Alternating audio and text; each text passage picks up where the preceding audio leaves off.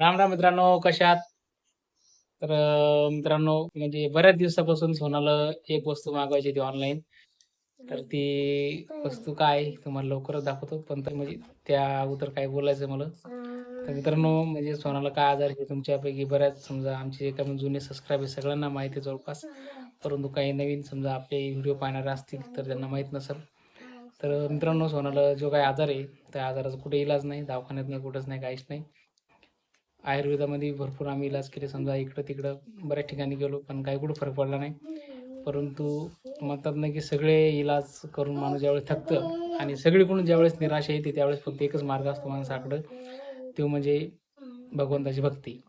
तर मी सांगतो मित्रांनो, भगवंताची भक्ती एक असा एक मार्ग आहे की तो प्रत्येक संकटातून माणसाला बाहेर काढते, प्रत्येक अडचणीतून माणसाला बाहेर काढते. त्यासाठीच म्हणजे सोनाची बऱ्याच दिवसापासून इच्छा होती की एक काउंटर मागवायचं मला.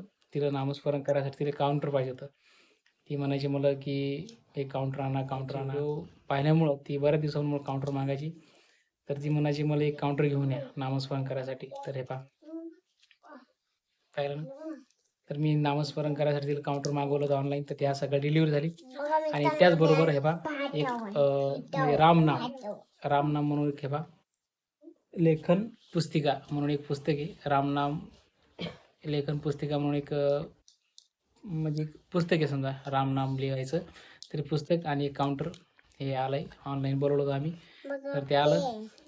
तर म्हणजे बस तिची इच्छा होती की ते गाणं मला नामस्मरण करायसाठी, त्याच्यामुळे मग आपण पण ते घेऊन आलो. तर सांग,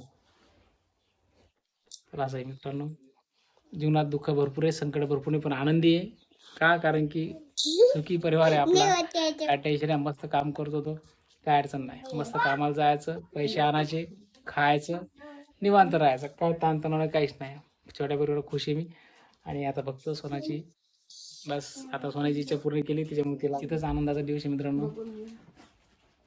तरी पहा